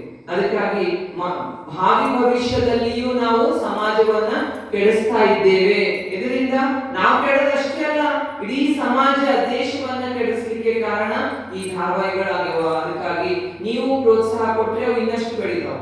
ನೀವು ಅದನ್ನ ತಡೆಗಟ್ಟಿಸಿರಿ ಅಂದ್ರೆ ಅವು ಅಲ್ಲೇ ಅಳಿಲಿಕ್ಕೆ ಸಾಧ್ಯ ಆಗುತ್ತದೆ. ಅದಕ್ಕಾಗಿ ಹೆಂಗ ಹಾವು ಕಚ್ಚಿಲ್ಲ ಅಂದ್ರೂ ಹಾವು ಕಚ್ಚಲ್ಲ ಅಂತ ವಿಷ ಆಗಿ ವ್ಯಕ್ತಿ ಇಡೀ ದೇಹ ಎಲ್ಲ ವಿಷ ಆಗಿತ್ತು ಅಂತ ನಮ್ಮ ಜೀವನ ವಿಷಮಯ ಆಗೋದನ್ನ ತಡೆಗಟ್ಟಬೇಕು. ಹಂಗ ಗುರುಗಳನ್ನೇ ನೋಡಿ ಸಾಯುವ ಸ್ಥಿತಿಯಲ್ಲಿರುವಂತಹ ಹಾವು ಕಚ್ಚಿದಂತಹ ಪಾಟೀಲ್ ಏನಾದ್ರು ಅಂದ್ರೆ ವಾಸಿಯಾದ್ರು. ಇಂಥ ವಾಸಿಯಾಗಿ ಭಕ್ತರು ಮತ್ತೆ ಅವ್ರ ಸುತ್ತಲಿರುವಂತಹ ಎಲ್ಲ ಭಕ್ತರಿಗೂ ಏನು ಪ್ರಸಾದದ ವ್ಯವಸ್ಥೆ ಮಾಡಿಸಿ ಗುರುಗಳು ಮಠಕ್ಕೆ ಹೋದ್ರೆ ಎಲ್ಲರಿಗೂ ಪ್ರಸಾದದ ವ್ಯವಸ್ಥೆ. ಎಲ್ಲಿ ತಮ್ಮೂರಿನಲ್ಲಿ ಮಠಕ್ಕೆ ಹೋದವರಿಗೆಲ್ಲ ಮುತ್ತಿಯವರು ಇರುವಾಗ ಎಲ್ಲರಿಗೂ ಯಾರು ಖಾಲಿ ಹೋಗ್ತಾ ಇರಲಿಲ್ಲ, ಎಲ್ರಿಗೂ ಪ್ರಸಾದ ವ್ಯವಸ್ಥೆ ಮಾಡಿಸ್ತಾ ಇದ್ರು. ಆಮೇಲೆ ಅಲ್ಲೇ ರಾತ್ರಿ ಇರುವವರಿದ್ರೆ ಅಲ್ಲೇ ಇರ್ಲಿಕ್ಕೂ ರಾತ್ರಿ ಎಲ್ಲ ವ್ಯವಸ್ಥೆ, ಬಾತ್ರೂಮಿನ ಎಲ್ಲ ವ್ಯವಸ್ಥೆ, ಸ್ನಾನಕ್ಕೂ ಎಲ್ಲ ವ್ಯವಸ್ಥೆ, ಭಕ್ತರಿಗೆ ಪೂಜೆ ಮಾಡ್ಲಿಕ್ಕೆ ಎಲ್ಲ ವ್ಯವಸ್ಥೆ ಮಾಡಿಕೊಡುವಂತಹ ದೊಡ್ಡ ಸಾಧಕರು ಯಾರು ಅಂದ್ರೆ ನಮ್ಮ ತಮ್ಮೂರಿನ ಷಟಸ್ಥಲ ಬ್ರಹ್ಮ ಬಸವಲಿಂಗ ಪಟ್ಟದೇವರು. ಅದಕ್ಕಾಗಿ ಲಿಂಗದಲ್ಲಿಯೇ ಸೃಷ್ಟಿಯನ್ನ ಕಾಣುವಂತಹ ದೃಷ್ಟಿ ಬೆಳೆಸ್ಕೊಂಡವರು. ಆದ್ರೆ ಎಲ್ಲಿಯೂ ತೋರಿಸಿಲ್ಲ ನಾನು ಇಂಥ ವ್ಯಕ್ತಿ ಇದ್ದೀನಿ ಅಂತ, ಎಲ್ಲಿ ತೋರಿಸಿಲ್ಲ. ಆದ್ರೆ ಮಹಿಮೆ ಮಾತ್ರ ಮಾಡ್ತಾ ಹೋಗ್ತಿದ್ರು, ಮಹಿಮೆ ಮಾತ್ರ ಮಾಡ್ತಾ ಹೋಗ್ತಿದ್ರು. ನಮ್ಮಲ್ಲಿ ಸಣ್ಣ ಸಾಧನೆ ಮಾಡಿದ್ರೆ ನಾನು ಗುರುತಿಸ್ಲಿ, ನನ್ನ ಫೋಟೋನ ಬರ್ಲಿ, ನನ್ನ ವಿಡಿಯೋನ ಬರ್ಲಿ, ರಾಷ್ಟ್ರ ಪ್ರಶಸ್ತಿ ಬರ್ಲಿ, ರಾಜ್ಯ ಪ್ರಶಸ್ತಿ ಬರ್ಲಿ ಅಂತ ಸಣ್ಣ ಸಣ್ಣ ಸಾಧಕರು ದೊಡ್ಡ ದೊಡ್ಡ ಪ್ರಶಸ್ತಿ ಕಾಯ್ಕೊಂಡು ಕೂತಿರ್ತಾವ. ಆದ್ರೆ ನಮ್ಮಲ್ಲಿ ಹೆಂಗಾರ ಇವರು ದೊಡ್ಡ ದೊಡ್ಡ ಸಾಧನೆ ಮಾಡ್ಯಾರ, ಆದ್ರೆ ಯಾವ ಪ್ರಶಸ್ತಿಗೂ ಆಸೆ ಪಟ್ಟಿಲ್ಲ. ನನ್ನ ಸೇವೆ ಏನು ಅಂದ್ರೆ ನನ್ನ ಭಕ್ತರಿಗೆ ಏನು ಎಲ್ಲ ಅಧ್ಯಾತ್ಮ ಲೋಕದ ಇಹಲೋಕದ ಸಮಸ್ಯೆಗಳನ್ನ ನಿವಾರಣೆ ಮಾಡುವುದೇ ನನ್ನ ದೊಡ್ಡ ಪೂಜೆ ಅಂತ ಅವರು ಆರಾಧನೆ ಮಾಡ್ತಾ ಇದ್ರು. ಆಮೇಲೆ ಅವರ ಮಠದಲ್ಲಿ ಯಾವುದೇ ಜಾತಿ ಭೇದ ಮಾಡಿಲ್ಲ, ಯಾವುದೇ ಜಾತಿ ಭೇದ ಮಾಡಿಲ್ಲ. ಎಲ್ಲ ಭಕ್ತರನ್ನ ಅವರು ಅಪ್ಪಿಕೊಂಡು ಅವರ ವೈದ್ಯರಾಗಿ, ಅವರ ಇಹಲೋಕದ ವೈದ್ಯರಾಗ್ಯಾರ, ಪರಲೋಕದ ವೈದ್ಯರು ಆಗ್ಯಾರ. ಅವರಿಗೆ ಇಹಲೋಕದಲ್ಲಿ ದೇಹಕ್ಕೆ ಬರುವಂತಹ ಎಲ್ಲ ಸಮಸ್ಯೆಗಳಿಗೆ ಪರಿಹಾರವೂ ಒದಗಿಸ್ಕೊಟ್ಟಾರ. ಆಮೇಲೆ ಪರಲೋಕ ಅಂದ್ರೆ ಆಧ್ಯಾತ್ಮ ಸಾಧನೆಗೆ ಬೇಕಾದಂತ ಎಲ್ಲ ಮಾರ್ಗದರ್ಶನ ಮಾಡಿಕೊಟ್ಟಾರ. ಇಂತಹ ಶ್ರೇಷ್ಠ ಗುರುಗಳು ನಮಗೆ ದೊರೆತದಂತೂ ಪುಣ್ಯನೇ ಸರಿ. ಅದರಲ್ಲಂತೂ ನಾನು ವಿಶೇಷ ಅದೃಷ್ಟ ಮಾಡೀನಿ. ಯಾಕಂದ್ರೆ ನನಗೆ ಅವರು ದತ್ತು ಪುತ್ರಿ ಅಂತ ಸ್ವೀಕಾರ ಮಾಡಿ ಇದ್ದಷ್ಟು ದಿನ ನನ್ನ ಚಿಕ್ಕವಳಿದೆ, ಇದ್ದಷ್ಟು ದಿನ ನನಗೆ ಬಹಳ ಪ್ರೀತಿ ಮಾಡಿ ನನ್ನ ಜೊತೆ ಇದ್ರು. ಅದನ್ನ ನಾವು ಎಂದೂ ಮರೆಯಲಿಕ್ಕೆ ಸಾಧ್ಯ ಇಲ್ಲ ಅಂತ ಶ್ರೇಷ್ಠ ಗುರುಗಳು, ಅದ್ಭುತ ಸಾಧಕರು ಅವರು. ಅಂತಹ ಸಾಧಕರ ಹೆಸರಿನಲ್ಲಿ ಈ ಮಠ ತಯಾರಾಗಿದೆ. ನೀವೆಲ್ಲ ಅವರಿಗೆ ಸೇವೆ ಸಲ್ಲಿಸ್ಲಿಕ್ಕೆ ಬಂದಿರಿ ಅಂದ್ರೆ ನಿಮ್ದು ಅದೃಷ್ಟ ಅಂತ ಹೇಳ್ಬೇಕು, ನಿಮ್ದು ಅದೃಷ್ಟ. ಅಂತಹ ಅದೃಷ್ಟಶಾಲಿಗಳು ನಾವಿಲ್ಲಿ ಸೇರಿ ಅವರ ಬಗ್ಗೆ, ಅವರ ವಾಣಿಯನ್ನ ನಾವು ಆಲಿಸ್ತಾ ಇದ್ದೀವಿ. ಇದು ನಮ್ಮ ಶ್ರಾವಣ ಮಾಸದಲ್ಲಿ ನಾವು ಪುನೀತರಾಗ್ತಾ ಇರುವಂತಹ ಒಂದು ವೈಶಿಷ್ಟ್ಯ ಅಂತ ಹೇಳಬೇಕು. ನಾವು ಪುನೀತರಾಗಲಿಕ್ಕೆ ಇದೊಂದು ವಿಶೇಷ ವೈಶಿಷ್ಟ್ಯವಾಗಿದೆ. ಅದಕ್ಕಾಗಿ ಅವರು ಜೀವನ ಪರ್ಯಂತ ಎಲ್ಲಿ ಹಣ ಮಾಡಬೇಕು, ಎಲ್ಲಿ ಹಣ ಕೊಡ್ತಾರೆ, ಯಾರು ದುಡ್ಡು ಕೊಡ್ತಾರೆ, ನೀವು ಇಷ್ಟೇ ಕೊಡ್ರಿ ಅಂತ ಯಾರಿಗೂ ಕೇಳಿದವರಲ್ಲ, ಎಲ್ಲೆಲ್ಲೂ ಕೇಳಿಲ್ಲ. ಆದ್ರೆ ಅವ್ರ ಮಠಕ್ಕೆ ಹೆಂಗ್ ಬರ್ತಾ ಇತ್ತು ಅಂದ್ರೆ ಯಾರಿಗೆ ಆ ವಾಸಿ ಆಗ್ಯಾರೋ ಮೂಟೆಗಟ್ಟಲೆ ಬೆನ್ನಲ್ಲಿ ಹಾಕೊಂಡು ತಂದು ಮಠಕ್ಕೆ ಕೊಡ್ತಿದ್ರು. ಊಟದ್ದು ಏನು ಅಡಿಗೆ ಮನೆ ಹಂಗೆ ಒಲೆ ಉರಿತಾನೆ ಇರ್ತಿತ್ತು. ನೀರ್ ಕಾಸ್ಲಿಕ್ಕಂತೂ ದೊಡ್ಡ ಹಂಡಿ ಮಾಡಿದ್ರು. ಆ ನೀರು ಹಾಕ್ತಾನೆ ಇರ್ತಿದ್ರು, ನೀರು ತೆಗಿತಾನೆ ಇರ್ತಿದ್ರು. ತಣ್ಣ ನೀರು ಈ ಕಡೆ ಹಾಕ್ಬೇಕು, ಬಿಸಿ ನೀರು ಆ ಕಡೆ ತೆಗಿಬೇಕು. ಹಂಗ ಭಕ್ತರಿಗೆ ಗುರುವಿಗೆ ಭಕ್ತರು ಸೇವೆ ಸಲ್ಲಿಸುವುದು ಸಾಮಾನ್ಯ. ಇದು ಗುರುವಿಗೆ ಭಕ್ತರು ಸೇವೆ ಮಾಡೋದು ಸಾಮಾನ್ಯ. ಆದ್ರೆ ಈ ಗುರು ಹಂಗಿರ್ಲಿಲ್ಲ. ಹೆಂಗಿದ್ರು ಅಂದ್ರೆ ತದ್ವಿರುದ್ಧ. ಇವರು ಭಕ್ತರಿಗೆ ಸೇವೆ ಮಾಡ್ಯಾರ. ಸಾಮಾನ್ಯ ಸೇವೆ ಅಲ್ಲ ಇದು. ನಮ್ದು ಒಬ್ಬ ಡಾಕ್ಟರ್ ಒಂದು ಇಂಜೆಕ್ಷನ್ ಕೊಡ್ರು ಅಂದ್ರೆ ತೆಗಿರ 50 ರೂಪಾಯಿ ಅಂತ. ಒಬ್ಬ ಡಾಕ್ಟರ್ ಒಂದು ಇಂಜೆಕ್ಷನ್ ಕೊಡು ಅಂತಂದ್ರೆ ಒಂದು ತೆಗಿ 50 ರೂಪಾಯಿ ಅಂತಾರ. ಆಮೇಲೆ ಸೊಸೈಟಿನ ಬಂದು ನಾವು ದೊಡ್ಡ ಪ್ರಶಸ್ತಿ ಕೊಡ್ರಿ, ಏನು ಅಂದ್ರೆ ಸಮಾಜ ಸೇವಾ ರತ್ನ ಪ್ರಶಸ್ತಿ. ಅವರಿಗೆ ಪ್ರಶಸ್ತಿ ಎಂತದ? ಸಮಾಜ ಸೇವಾ ರತ್ನ ಪ್ರಶಸ್ತಿ. ಒಂದು ಇಂಜೆಕ್ಷನ್ ಫ್ರೀ ಕೊಡಲ್ಲ. ಆದ್ರೆ ಇವರು ಜೀವನನೇ ಎದಕ್ಕಾಗಿ ಅಂದ್ರೆ ಭಕ್ತರ ಸೇವೆಗಾಗಿ ಸೋಸ್ಬಿಟ್ಟಾರ. ಜೀವನ ಎಲ್ಲ ಎದಕ್ಕೆ ಅಂದ್ರೆ ಭಕ್ತರ ಸೇವೆಗೆ. ಅವ್ರ ಸಮಸ್ಯೆಗಳೆಲ್ಲ ಸಾಮಾನ್ಯ ಅಲ್ಲ. ಅವ್ರ ಸಮಸ್ಯೆಗಳು ಎಂತ ಸಮಸ್ಯೆಗಳು ಬರ್ತಾ ಇದ್ವು ಅಂದ್ರೆ ನೀವು ಇಂಜೆಕ್ಷನ್ ತಗೊಂಡು ಹೋಗ್ರಿ ಅಂತ ಹೇಳೋ ಸಮಸ್ಯೆಗಳಲ್ಲ ಅವರು. ನೀವು ಕೆಲವರು ಪೇಷಂಟ್ ಹೆಂಗ್ ಬರ್ತಿತ್ತು ಅಂದ್ರೆ ದೆವ್ವ ಹಿಡಿದಿದೆ, ಭೂತ ಹಿಡಿದಿದೆ, ಘಾನಾಮತಿ ಆಗಿದೆ, ಅಲ್ಲಿಂದಾನೇ 10 ಜನ ಕುಣಿತಾ ಬರ್ತಾ ಇದ್ರು. ಕೆಲವರಂತೂ ಗುರುಗಳಿಗೆ ಹಿಡಿದು ಹೊಡೆಯಂತ ಭಕ್ತರು ಬರ್ತಾ ಇದ್ರು. ಅಂತಹ ವಿಕಾರಿ ಸ್ವರೂಪದ ಭಕ್ತರನ್ನ, ವಿಕಾರಿ ಏನು ನಿಯಂತ್ರಣ ಮಾಡಿ ಅವರಿಗೆ ಪರಿಹಾರ ಒದಗಿಸಿಕೊಡೋ ಒಂದು ದೊಡ್ಡ ಸವಾಲು ಯಾರಿಗೆ? ಗುರುಗಳಿಗೆ.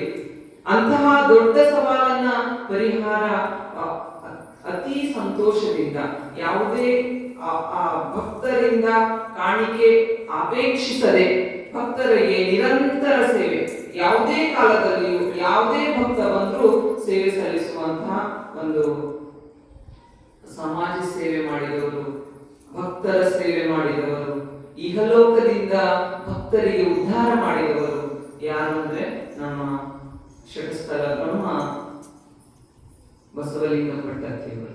ಅದಕ್ಕಾಗಿ ಇಂಥ ತೆರೆಯ ಮರೆಯ ಕಾಯಿಯಾಗಿ ಸಮಾಜಕ್ಕೆ ಸೇವೆ ಸಲ್ಲಿಸಿದಂತ ಇಂಥ ಗುರುಗಳಿಗೆ ನಮ್ಮ ಪರವಾಗಿ ಅನಂತ ಅನಂತ ಕೃತಜ್ಞತೆಗಳನ್ನ ಸಲ್ಲಿಸೋಣ ಅಂತ. ಇದು 3ನೇ ಅಧ್ಯಾಯದಲ್ಲಿ ಇರುವಂತದ್ದು. ಆಮೇಲೆ ನಂತರ ಅವರು ಮಠದಲ್ಲಿ ದೊಡ್ಡ ಖಾಂಡು ಮಾಡಿದ್ರು. ಖಾಂಡು ಮಾಡಿ ನಮ್ಮ ಚಾಂಬಾಳಿಂದ ಶ್ರೀಗಳನ್ನ ಕರೆದಿದ್ರು. ಭಾಲ್ಕಿಯ ಚನ್ನಬಸವ ಪಟ್ಟದೇವರು, ವಿಶೇಷವಾಗಿ ಹೇಳಬೇಕಾದ್ರೆ ಚನ್ನಬಸವ ಪಟ್ಟದೇವರು ಇಲ್ಲದೇನೆ ಅವ್ರು ಯಾವ ಕಾರ್ಯಕ್ರಮನೇ ಮಾಡಿಲ್ಲ. ವಿಶೇಷವಾಗಿ ಹೇಳ್ಬೇಕಾದ್ರೆ ಅವರಿಗೆ ಪಟ್ಟಾಭಿಷೇಕ ಮಾಡಬೇಕಾದ್ರೂ ಚನ್ನಬಸವ ಪಟ್ಟದೇವರ ಸಮ್ಮುಖದಲ್ಲಿ, ಅವರ ನೇತೃತ್ವದಲ್ಲಿ ಪಟ್ಟಾಭಿಷೇಕ ಮಾಡಿಕೊಂಡಿದ್ದನ್ನ ನಾವು ನೋಡ್ತೀವಿ. ಹಂಗಾಗಿ ಪ್ರತಿ ಕಾರ್ಯಕ್ರಮದಲ್ಲಿ, ಮಠದಲ್ಲಿ ಯಾವುದೇ ಕಾರ್ಯಕ್ರಮ ಇದ್ರು ಅವರು ಚನ್ನಬಸವ ಪಟ್ಟದೇವರ ನೇತೃತ್ವದಲ್ಲಿ ಕಾರ್ಯಕ್ರಮ ಹಮ್ಮಿಕೊಂಡಿದ್ರು. ಆಮೇಲೆ ನಮ್ಮ ಗೋರ್ಠಾದಿಂದ ರುದ್ರ ಮಂಡಳಿಯನ್ನ ಕರೆದುಕೊಂಡು ಅಲ್ಲಿನ ಅವರ ಹಿರಿಯ ಗುರುಗಳಿಗೆ ಅಭಿಷೇಕ ಮಾಡಿ ಅತಿ ವಿಜೃಂಭಣೆಯಿಂದ ಕಾರ್ಯಕ್ರಮವನ್ನ ನೆರವೇರಿಸಿಕೊಟ್ಟಂತಹ ನಮ್ಮ ಗುರುಗಳಿಗೆ ಮತ್ತೊಮ್ಮೆ ಅನಂತ ವಂದನೆಗಳನ್ನ ಸಲ್ಲಿಸುತ್ತಾ, ಇಂದು ಒಟ್ಟಿನಲ್ಲಿ ಏನ್ ಬೇಕು ಅಂದ್ರೆ ಭಕ್ತಿ ಬೇಕು. ಭಕ್ತಿ ಇದ್ರೆ ನಾವು ಏನೂ ಸಾಧನೆ ಮಾಡ್ಲಿಕ್ಕೆ ಸಾಧ್ಯ ಇದೆ. ಭಕ್ತಿ ಇಲ್ಲ ಅಂದ್ರೆ ಏನು ಮಾಡ್ಲಿಕ್ಕೆ ಇಲ್ಲ. ನೀವೆಲ್ಲ ಇಲ್ಲಿ ಬಂದು ಕುಂತೀರಿ ಅಂದ್ರೆ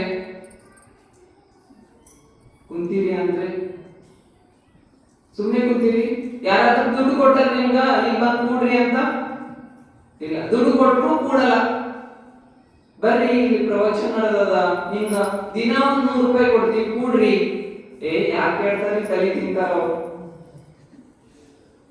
ಯಾರಿಗೆ ತಲೆ ತಿನ್ನಲ್ಲ ಅಂದ್ರೆ ಭಕ್ತಿ ಎಲ್ಲದನ್ನು ಅಲ್ಲಿ ತಲೆ ತಿನ್ನ ಸಾಧ್ಯ ಇಲ್ಲ. ಯಾಕೆ ಸಾಧ್ಯ ಇಲ್ಲ? ಅದು ಭಕ್ತಿ. ಅದು ತಲೆ ತಿನ್ನಕ್ಕೆ ಅವಕಾಶ ಇಲ್ಲ. ಅಲ್ಲಿ ಏನ್ ಮಾಡ್ತಾನ? ಅದು ಅತಿ ಸಂತೋಷದಿಂದ ಸ್ವೀಕಾರ ಮಾಡ್ತಾನ. ಎಲ್ಲಿ ಭಕ್ತಿ ಇರುತ್ತೋ ಅದೇನಾಗುತ್ತೆ? ಸಂತೋಷದಿಂದ ಸ್ವೀಕಾರ ಮಾಡ್ಲಿಕ್ಕೆ ಸಾಧ್ಯ ಇದೆ. ಅದಕ್ಕಾಗಿಯೇ ಏನಂದ್ರೆ ನಮ್ಮಲ್ಲಿ ಭಕ್ತಿ ಭಂಡಾರಿ ಬಸವಣ್ಣ ಅಂತ ಹೇಳ್ತೀವಿ. ಭಕ್ತಿ ಭಂಡಾರಿ ಅಂದ್ರೆ ಏನು? ಭಂಡಾರ ಅಂದ್ರೆ ಕೋಶ, ಖಜಾನೆ.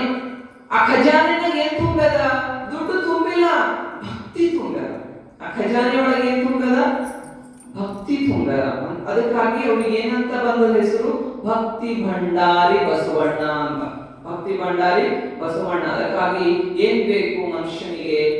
ಆಧ್ಯಾತ್ಮ ಸಾಧನೆಗೆ, ದೈವ ಸಾಕ್ಷಾತ್ಕಾರಕ್ಕೆ, ಇಹಲೋಕದಿಂದ ಪರಲೋಕಕ್ಕೆ ನಾವು ಸಾಧಕರಾಗಿ ಹೋಗ್ಲಿಕ್ಕೆ ಏನ್ ಬೇಕು ಅಂದ್ರೆ ಭಕ್ತಿ ಮಾತ್ರ ಬೇಕು.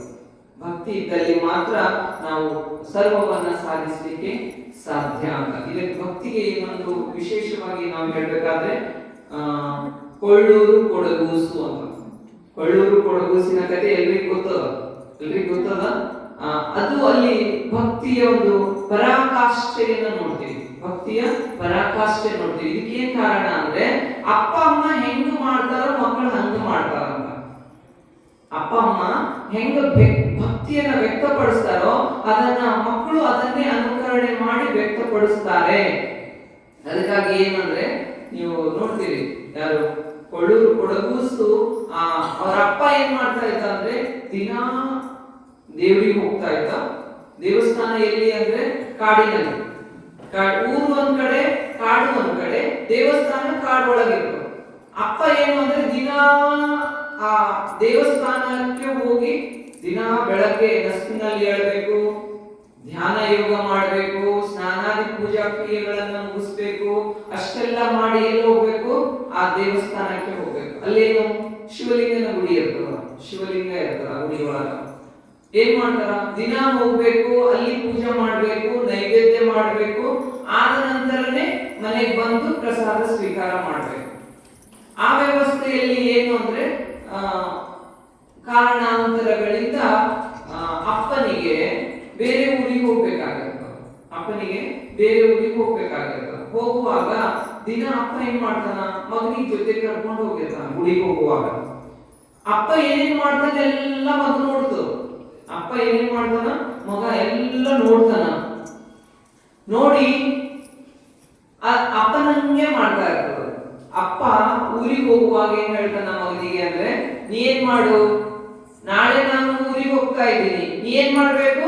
ಶಿವಲಿಂಗಕ್ಕೆ ಹೋಗಿ ನೈವೇದ್ಯ ತೋರಿಸ್ಕೊಂಡು ಬರ್ಬೇಕು, ದೇವರಿಗೆ ಮುಣಿಸಿ ಬರ್ಬೇಕು ಅಂತ ಹೇಳ್ತಾನೆ. ಮುಣಿಸಿ ಬರ್ಬೇಕಂತ ಹೇಳ್ತಾನೆ. ಅವಾಗ ಮಗು ಏನ್ ಮಾಡ್ತದ? ಆಯ್ತಪ್ಪ, ನೀನ್ ದಿನ ನೀ ಏನ್ ಮಾಡ್ತೀನ ನಾನು ಮಾಡ್ತೀನಿ, ನೀ ದಿನ ಊಟ ಮಾಡಿಸಿ ಬರ್ತೀನಿ, ನಾನು ಊಟ ಮಾಡಿಸಿ ಬರ್ತೀನಿ ಅಂತ. ಅವಾಗ ಏನ್ ಮಾಡ್ತದ? ಅಪ್ಪ ಹೆಂಗೇನ್ ಮಾಡ್ತಾರ? ಬೆಳಗ್ಗೆ ನಸ್ತಿನಲ್ಲಿ ಎತ್ತು ಸ್ನಾನ ಮಾಡ್ತು, ಪೂಜಾ ಕ್ರಿಯೆ ಎಲ್ಲ ಮುಗಿಸ್ಕೊಂಡು ಎಲ್ಲ ಪೂಜಾ ಸಾಮಗ್ರಿಗಳನ್ನು ತಗೊಂಡು ಹೊರಡು ದೇವಸ್ಥಾನಕ್ಕೆ ಹೊರಟು. ದೇವಸ್ಥಾನಕ್ಕೆ ಹೋಗ್ತಾನ, ಲಿಂಗಕ್ಕೆ ಅಭಿಷೇಕ ಮಾಡ್ತಾನ, ನೀರ್ ಹಾಕ್ತಾನ, ತೊಳಿತಾನ, ಸೂಡ್ತಾನ, ವಿಭೂತಿ ಹಚ್ತಾನ, ಪತ್ರಿ ಏರಿಸ್ತಾನ, ಅಕ್ಷರ ಹಾಕ್ತಾನ, ಹೂವ ಏರಿಸ್ತಾನ, ಉದುಕಡ್ಡಿ ಮಾಡ್ತಾನ, ಆರತಿ ಮಾಡ್ತಾನ, ಸಾಷ್ಟಾಂಗ ಹಾಕ್ತಾನ, ನಮಸ್ಕಾರ ಮಾಡದ, ದೇವ್ರ ನಾಮಸ್ಮರಣೆ ಮಾಡದ. ಕೊನೆಗೆ ಬಂದು ನೈವೇದ್ಯ ತೋರ್ಬೇಕು. ನೈವೇದ್ಯ ತೋರ್ಬೇಕು. ದೇವರಿಗೆ ನೈವೇದ್ಯ ಹಿಡಿತಾನ. ನೈವೇದ್ಯ ಹಿಡಿತಾನ. ಹಿಡಿದ ನಂತರ ಅಪ್ಪ ನೈವೇದ್ಯ ಹಿಡಿದ ಮನೆಗೆ ತಗೊಂಡು ಬಂದ. ಆದ್ರೆ ಮಗ ಅಪ್ಪ ಏನ್ ಹೇಳ್ಯಾರ? ಮುನ್ಸ್ ಬಾಂದ ನನಗ. ದೇವರಿಗೆ ಬೇಡ್ತಾನ, ಬಾ ದೇವ್ರೆ ನಾ ನೈವೇದ್ಯ ಹಿಡಿದೀನಿ, ಊಟ ಮಾಡು. ಊಟ ಮಾಡಲ್ಲ ದೇವ್ರು, ಊಟ ಮಾಡಲ್ಲ. ಭಕ್ತಿಯಿಂದ ಬೇಡ್ತಾ ಹೋಗ್ತಾನ, ಬೇಡ್ತಾ ಹೋಗ್ತಾನ. ಎಷ್ಟು ಬೇಡಿದ್ರು ದೇವ್ರು ಬರ್ತಾನೆ ಇಲ್ಲ, ಬರ್ತಾನೆ ಇಲ್ಲ. ನಾನೇನ್ ಹೇಳಿನ ಅಪ್ಪಗ ಊಟ ಮಾಡಿಸಿ ಅಪ್ಪ ಏನ್ ಹೇಳ್ಯಾರ? ಲಿಂಗಕ್ಕೆ ಊಟ ಮಾಡಿಸ ಅಂತ ಹೇಳ್ಯಾರ. ನಾನು ಊಟ ಮಾಡಿಸಿ ಹೋಗ್ಬೇಕು ಇವತ್ತು. ಊಟ ಮಾಡಿಸಿಲ್ಲ ಅಂದ್ರೆ ಹೋಗಲ್ಲ. ನೀನ್ ಬಂದು ಊಟ ಮಾಡಿದ್ರೆ ಸರಿ, ಊಟ ಮಾಡಿಲ್ಲ ಅಂದ್ರೆ ನಾನು ಮನೆಗೆ ಹೋಗಲ್ಲ ಅಂತ ಲಿಂಗಕ್ಕೆ ಹೇಳ್ತಾನ. ಅಷ್ಟು ಹೇಳಿದ್ರು ಲಿಂಗ ಬರದೇ ಇಲ್ಲ. ಲಿಂಗ ಬಂದು ಊಟ ಮಾಡ್ತದ?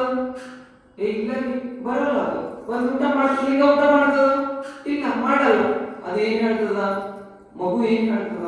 ನೀ ಬಂದು ಊಟ ಮಾಡಿಲ್ಲ ಅಂದ್ರೆ ನಾ ಮನೆಗೆ ಹೋಗಲ್ಲ ಅಂತ ಹೇಳ್ತು. ಅಷ್ಟಕ್ಕೂ ಲಿಂಗ ಬಂದು ಊಟ ಮಾಡಿಲ್ಲ. ಆಮೇಲೆ ಏನ್ ಮಾಡ್ಬೇಕೀಗ?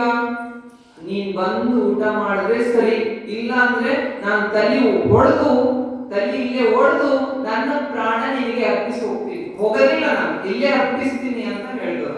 ಹೇಳಿ ಏನ್ ಮಾಡ್ತದ ಅಂದ್ರೆ ತಲೆ ಹೊಡಿಲಿಕ್ಕೆ ಶುರು ಮಾಡ್ತದ ಲಿಂಗ. ನೀ ಬಂದು ಊಟ ಮಾಡ್ತಾ ಇಲ್ಲ, ನಾ ಏನ್ ತಪ್ಪು ಮಾಡೀನಿ ಹೇಳು? ಪೂಜೆ ಮಾಡುವಾಗ ಅಪ್ಪ ಹೆಂಗ್ ಮಾಡ ಹಂಗೆ ಮಾಡೀನಿ, ನಂದೇನಾದ್ರೂ ತಪ್ಪಾದ್ರೆ ಕ್ಷಮಿಸು, ಬಂದು ಊಟ ಮಾಡು ಅಂತ ಗೋಗರೆದು ಹಾತೊರೆದು ಬೇಡ್ತದ ಅಂದ್ರೂ ಬರದೇ ಇಲ್ಲ. ಆಮೇಲೆ ಕೊನೆಗೆ ಏನ್ ಮಾಡ್ತದ? ತಲೆ ಹೊಡೆಯಕ್ಕೆ ಸ್ಟಾರ್ಟ್ ಮಾಡ್ತದ. ತಲೆ ಹೊಡಿತಾ ಹೋಗ್ತದ. ಹೊಡೆದು ಹೊಡೆದು ಹೊಡೆದು ರಕ್ತ ಹರಿಲಿಕ್ಕೆ ಶುರು ಆಗ್ತದ. ಆವಾಗ ಏನಾಗ್ತದ? ಲಿಂಗ ಬಿಚ್ಚಿ ಒಳಗಿಂದ ದೇವರು ಏನ್ ಮಾಡ್ತಾರ?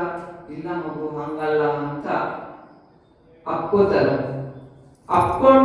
ಅಕ್ಕೋ ತಕ್ಷಣ ಪಕ್ಕದ ಸೇವಕ, ಗುಡಿಯೊಳಗ ಸೇವಕ ಒಬ್ಬನ್ ನೋಡ್ತಾರ. ನೋಡಿ ಲಿಂಗ ಬಿಚ್ಚತಾ ಅವ್ ನೋಡೇನಷ್ಟೇ. ಲಿಂಗ ಬಿಚ್ಚರ್ ಮಗು ಮಗು ಮಗು ಅಂತ ಹೋಗಿ ಗಿಡಷ್ಟೊತ್ತಿಗೆ ಇಷ್ಟೇ ಕೂದಲು ಹೊರಗಿರ್ತಾವ. ಆ ಮಗು ದೇವ ಒಳಗೆ ಎಳ್ಕೊಂಡ್ಬಿಟ್ಟ. ಆಮೇಲೆ ಈಗ ನಾವು ಕೊಳ್ಳೂರಿಗೆ ಹೋದ್ರೆ ಕೊಳ್ಳೂರು ಕೊಡಗುಸು ಅಂತ ವಿಶೇಷ ಇದು. ಅಲ್ಲಿ ದಿನ ವರ್ಷ ಕೂದಲ ಬೆಳಿತಾನೇ ಅದಾವ, ಕೂದಲ ಬೆಳಿತಾನೆ ಇವೆ. ಲಿಂಗದ ಮುಖ ಅದ, ಇಲ್ಲಿ ವಿಭೂತಿ ಹಚ್ಚಿದಲ್ಲೆಲ್ಲ ಕೂದಲು ಬೆಳಿತಾ ಇರ್ತಾವ. ವರ್ಷಕ್ಕೂ ದೊಡ್ಡದಾಗಿ ಜಾತ್ರೆ ನಡೀತದ. ಇವೆಲ್ಲ ಏನ್ರಿ? ಭಕ್ತಿ ಅಂತ. ಭಕ್ತಿ. ಅಲ್ಲಿ ಲಿಂಗದೊಳಗೆ ಹೋಗಂದ್ರೆ ಯಾರಾದ್ರೂ ಹೋಗ್ತಾರ? ಹೋಗ್ಲಿಕ್ಕಿಲ್ಲ. ಅಂತಹ ಭಕ್ತಿ ಪರಾಕಾಷ್ಠೆಗಳು ನಮ್ಮಿಂದ ಸಾಧ್ಯ. ನಾವು ಇಲ್ಲಿ ಕೂತವ್ರು ಯಾರು ಸಾಮಾನ್ಯರಲ್ಲ, ನಾವು ಯಾರು ಸಾಮಾನ್ಯರಲ್ಲ, ಎಲ್ಲರೂ ಅಸಾಮಾನ್ಯರೇ. ಆದ್ರೆ ಆಚರಣೆಗಳು ಕೆಡಿಸ್ತಾ ಇವೆ ನಮ್ಮನ್ನೇನಾಗ್ತಾ ಇವೆ ಅಂದ್ರೆ ಆಚರಣೆಗಳು ಕೆಡಿಸ್ತಾ ಇವೆ. ಅದಕ್ಕಾಗಿ ಏನ್ ಮಾಡ್ಬೇಕು, ಆಚರಣೆಗಳನ್ನ ಶುದ್ಧೀಕರಿಸಿಕೊಳ್ಬೇಕು. ಅದರಲ್ಲಿ ಈಗ ನಾವು ಅಷ್ಟವರ್ಣಗಳಲ್ಲಿ ಇನ್ನೊಂದು ಬರ್ತದೆ, ಯಾವ್ದಂದ್ರೆ ಪಾದೋದಕ ಅಂತ ಬರ್ತದೆ. ಅಷ್ಟವರ್ಣದಲ್ಲಿ ಪಾದೋದಕ ಅಂತ ಬರ್ತದೆ. ನಾವು ಈಗಾಗಲೇ 3 ವಿಷಯಗಳನ್ನ ಹೇಳಿದ್ವಿ. ಭಸ್ಮ ಆಗ್ಯದ, ಗುರು ಆಗ್ಯದ, ಲಿಂಗ ಆಗ್ಯದ, 3 ವಿಚಾರಗಳಾಗ್ಯದ. ಇವತ್ತು ಪಾದೋದಕ ಅಂತ ವಿಚಾರ ತಗೊಳ್ಳೋಣ. ಪಾದೋದಕ ಪಾದ ಪ್ಲಸ್ ಉದಕ ಅಂತ. ಉದಕ ಅಂದ್ರೆ ನೀರು ಅಂತ. ಉದಕ ಅಂದ್ರೆ ನೀರು, ಪಾದ ಅಂದ್ರೆ ಗೊತ್ತದ ಚರಣ, ಕಾಲುಗಳು. ಏನ್ ಮಾಡ್ಬೇಕು, ಪಾದೋದಕ ಅಂದ್ರೆ ಪಾದ ತೊಳೆದ ನೀರು ಅಂತ ಅರ್ಥ. ಪಾದೋದಕ ಅಂದ್ರೆ ಪಾದ ತೊಳೆದ ನೀರು ಅಂತ ಅರ್ಥ. ಇದು ಹೆಚ್ಚು ಇತ್ತೀಚಿನ ಸಂಶೋಧನೆಯ ಪ್ರಕಾರ ಪಾದೋದಕ ಅಂದ್ರೆ ಪಾದ ತೊಳೆದ ನೀರಲ್ಲ, ಲಿಂಗ ತೊಳೆದ ನೀರು ಅಂತ ಅಲ್ಲಿ ಹೇಳ್ತಾ ಇದ್ದಾರೆ. ಅದರಲ್ಲಿ ನೀವು ನಿಮ್ಗೇನು ಅಷ್ಟು ಬೇಕಾಗಿಲ್ಲ. ಸಾಹಿತ್ಯ ವಿದ್ಯಾರ್ಥಿಗಳಲ್ಲಿ ಇದು ಒಂದು ದ್ವಂದ್ವದ ವಿಷಯವಾಗಿದೆ. ಪಾದೋದಕ ಅಂದ್ರೆ ಲಿಂಗ ತೊಳೆದ ನೀರು ಅಥವಾ ಪಾದ ತೊಳೆದ ನೀರು ಅಂತ. ಗುರುವಿನ ಪಾದ ತೊಳೆದ ನೀರೇ ಪಾದೋದಕ ಅಂತ ಹೇಳ್ತಾರೆ. ಗುರುವಿನ ಪಾದ ತೊಳೆದ ನೀರೇ ಪಾದೋದಕ ಅಂತ ಕೆಲವರು ಹೇಳಿದ್ರೆ, ಇನ್ನ ಲಿಂಗವನ್ನ ತೊಳೆದ ನೀರೇ ಪಾದೋದಕ ಅಂತ ಹೇಳ್ತಾ ಇದ್ದಾರೆ. ಲಿಂಗ ತೊಳೆದ ನೀರೇ ಪಾದೋದಕ ಅಂತ ಹೇಳ್ತಾರೆ. ಈ ಪಾದೋದಕ ಏನದ, ಸಾಮಾನ್ಯ ಜನರಿಗೆ ನೀರದ. ನೀರದ. ಆಮೇಲೆ ಇನ್ನು ಅದಕ್ಕಿಂತ ಕಡಿಮೆ ಇರುವ ವಿಚಾರಿಗಳಿಗೆ ಏನದ, ಅದು ಹೊಲಸು. ಪಾದ ತೊಳೆದಿದ್ದು ಹೊಲಸದ, ಇನ್ ಕೆಲವರಿಗೆ ಅದನ್ನೇ ಭಕ್ತಿ ಹೊಂದಿದ ವ್ಯಕ್ತಿಗಳಿಗೆ ಏನದ, ನಮ್ಮನ್ನ ಪುನೀತಗೊಳಿಸುವಂತಹ ಆ ಆಧ್ಯಾತ್ಮಿಕತೆಗೆ ಸೇರಿಸುವಂತಹ ಟಾನಿಕ್ ಅದ. ಯಾರಿಂದ? ಇದು ಪಾದೋದಕ ಅಂದ್ರೆ ಅದು ದೇವರ ಏನು ಮನೆ ನಾನು ಹೇಳಿದ್ದು. ಇದು ಏನಂದ್ರೆ ಗುರುವಿಗೆ, ಸಾಧಕ ವಿಶೇಷ ಸಾಧನೆ ಮಾಡಿದಂತ ಗುರುವಿಗೆ ಪಾದದಲ್ಲಿ ಶಕ್ತಿ ಅಡಗಿರುತ್ತದೆ. ಅಂತಹ ಶಕ್ತಿಯನ್ನ ತೊಳೆದ ನೀರು ಏನಾಗುತ್ತದೆ ಅಂದ್ರೆ ಇಹಲೋಕದ ಔಷಧಿ ಆಗುತ್ತದೆ, ಪರಲೋಕಕ್ಕೆ ಸಾಧಿಸುವಂತಹ ಶಕ್ತಿಗೆ ದಾರಿ ಆಗುತ್ತದೆ. ಅಂತಹ ಪಾದೋದಕ ನಮ್ಮ ಧರ್ಮದಲ್ಲಿ ವಿಶೇಷ. ಅಂದ್ರೆ ಅಷ್ಟಾವರ್ಣಗಳಲ್ಲಿ ಅದೊಂದು ಆವರಣ. ನಮ್ಮ ದೇಹದ ರಕ್ಷಾ ಕವಚದಲ್ಲಿ ಪಾದೋದಕವು ಒಂದು ರಕ್ಷಾ ಕವಚವಾಗಿ ಕೊಟ್ಟಿದ್ದಾರೆ. ನೀವು ನೀರಿಗೆ ಎಷ್ಟು ಶಕ್ತಿ ಇದೆ ಅಂತ ನೋಡ್ಬೇಕು. ನೀವೆಲ್ಲ ಏನ್ ಸಾಮಾನ್ಯರಲ್ಲ. ನೀವು ಸಹ ಏನ್ ಮಾಡ್ರಿ,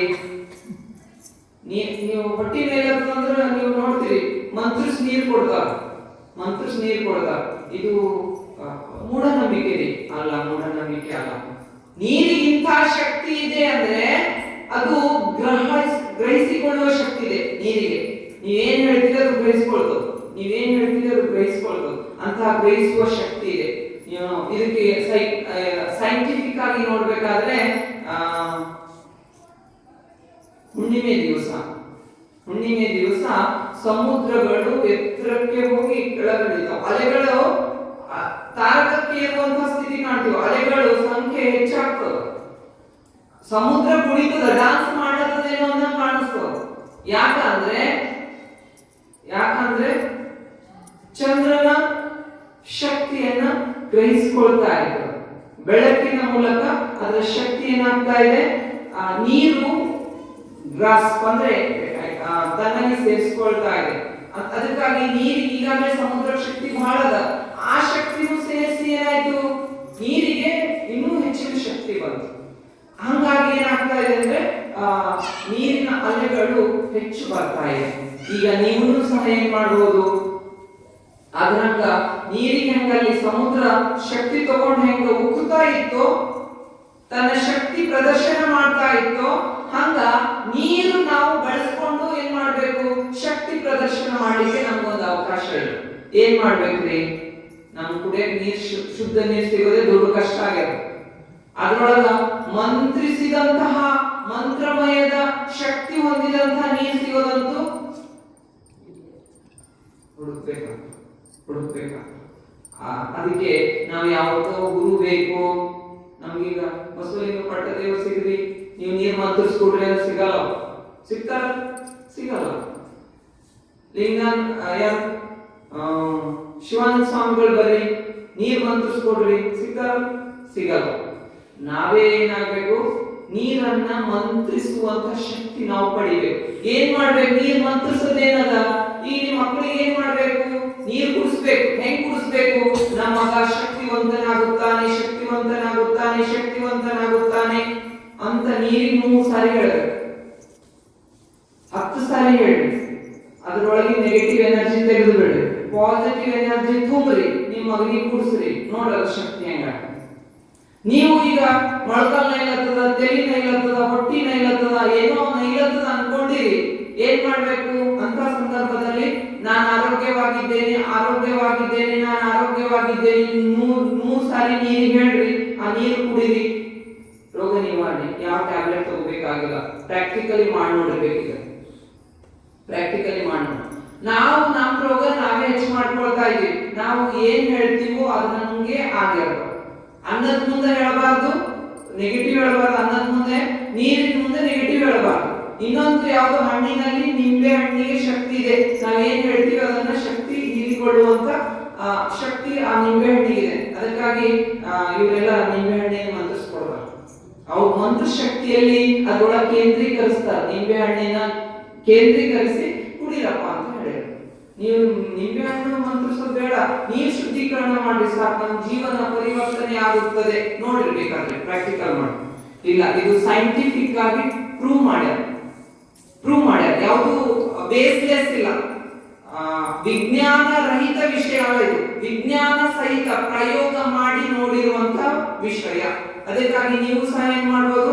ಪ್ರಾಕ್ಟಿಕಲ್ ಮಾಡಿ ನೋಡ್ಬೇಕು. ಅದಕ್ಕಾಗಿ ಏನ್ ಮಾಡ್ರಿ? ನಿಮ್ಮ ದೇವ್ರ ಮನೆಯಲ್ಲಿ ಹೋಗಿ ಧ್ಯಾನ ಮಾಡ್ತೀರಿ. ಓಂ ಶ್ರೀ ಗುರು ಬಸವಲಿಂಗಾಯ ನಮಃ ಹೇಳ್ತೀರಿ, 108 ಸಾರಿ ಹೇಳ್ತೀರಿ. ಇಲ್ಲ ಅಂದ್ರೆ ಓಂ ನಮಃ ಶಿವಾಯ ಹೇಳ್ತೀರಿ, ಜಪ ಮಾಡ್ತೀರಿ.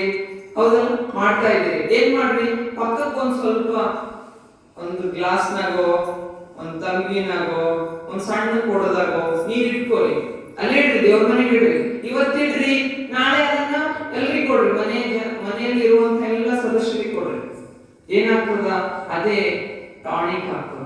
ಟಾನಿಕ್ ಆಗಿ ನಾವೀಗ ಆಸ್ಪತ್ರೆಗೆ ಏನ್ ಹಾಕ್ಲತ್ತೀವಲ್ಲ ದುಡ್ಡು, ಆ ದುಡ್ಡು ನಿಯಂತ್ರಣ ಮಾಡಬಹುದು.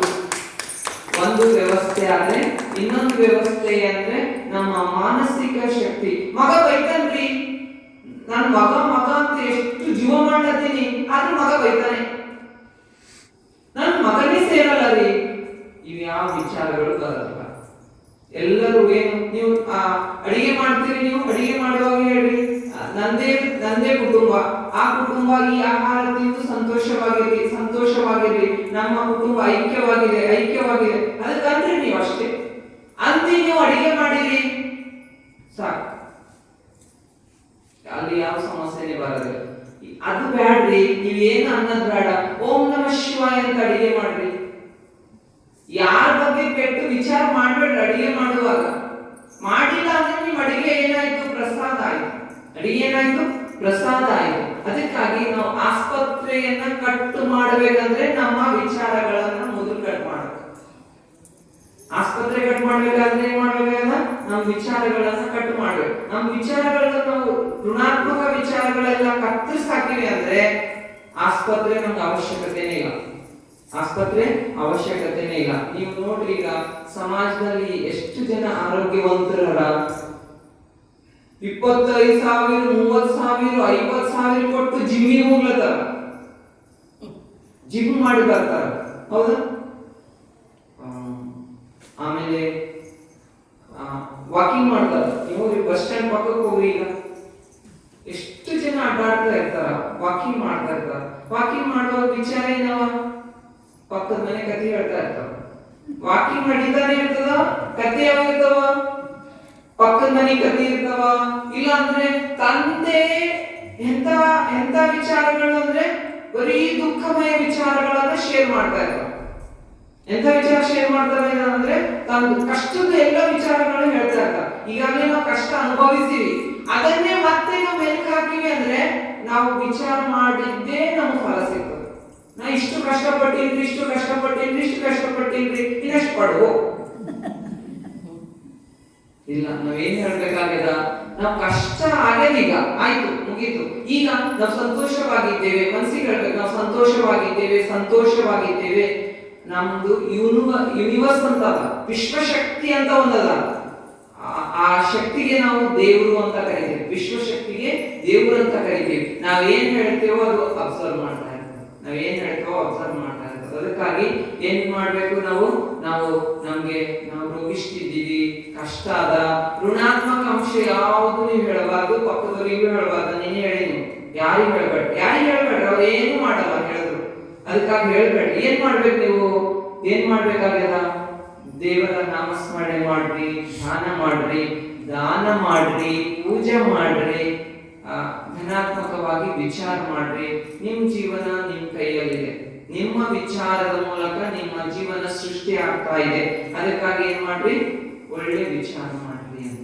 ಒಳ್ಳೆ ವಿಚಾರ, ನೀವು ಒಳ್ಳೆ ವಿಚಾರ ಮಾಡುವುದು ಒಂದೇ ಸೂತ್ರ ನೀವು ಕೈಯಲ್ಲಿ ಇಟ್ಕೊಂಡಿರಿ, ಆಚರಣೆ ಮಾಡ್ತಾ ಹೋಗಿ. ಕೇಳಿದ್ರೆ ಖುಷಿ ಆಗ್ಲತ್ತದ, ಆಚರಣೆ ಮಾಡೋದು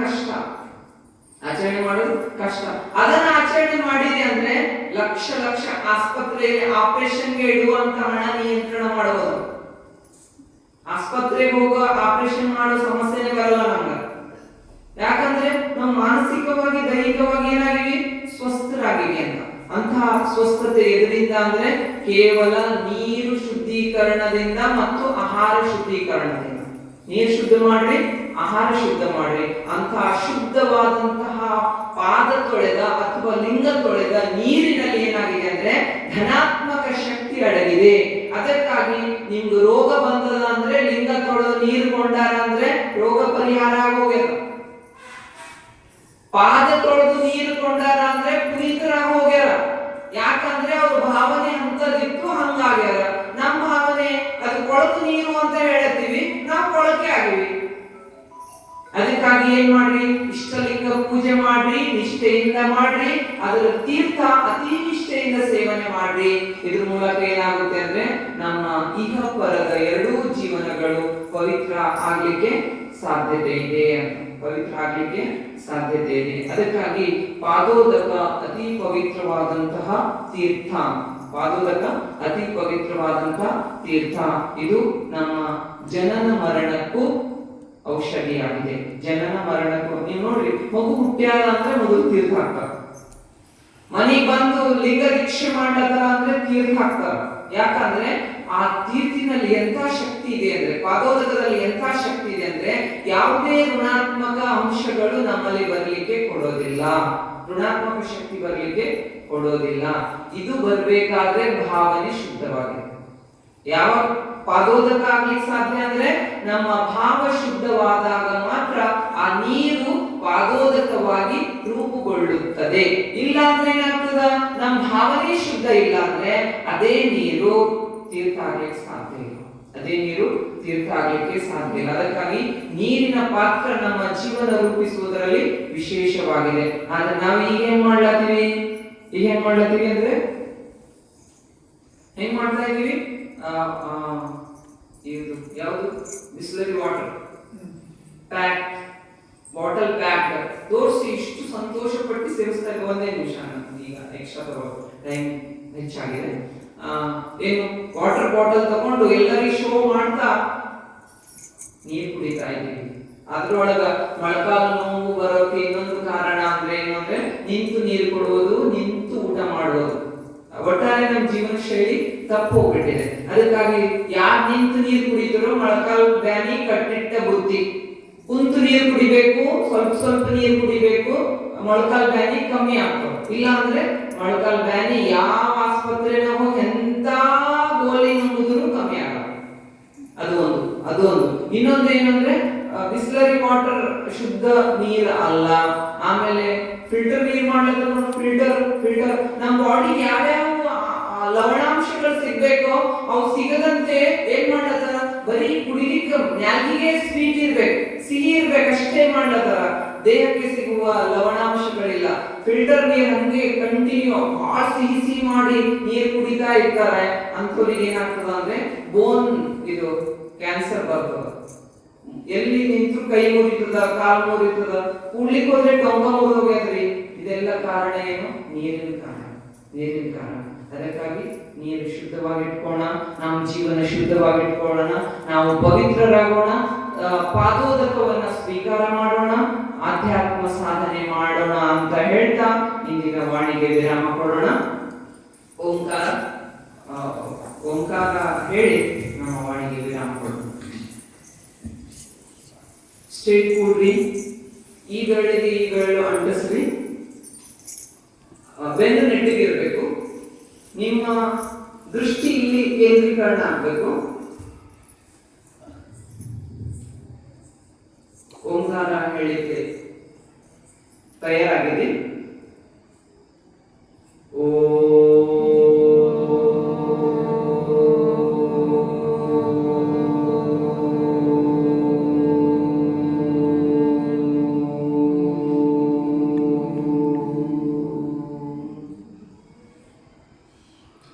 ಓಂ ಆದ ನಂತರ ನೀವು ಮತ್ತೆ ಶ್ವಾಸ ಒಳ ತಗೊಂಡು ಹೊಟ್ಟೆ ತುಂಬಬೇಕು, ಶ್ವಾಸ ಗಾಳಿ ಹೊಟ್ಟೆ ತುಂಬಬೇಕು.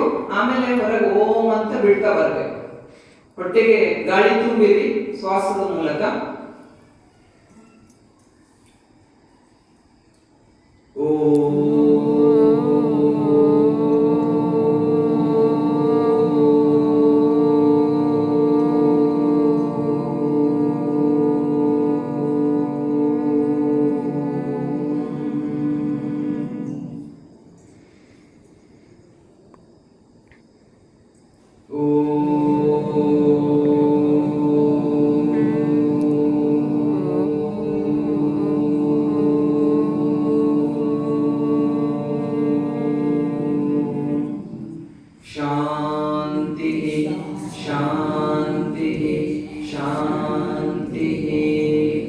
सर्वे जना सुखिनो भवन्तु। ओम शांति शांति शांति।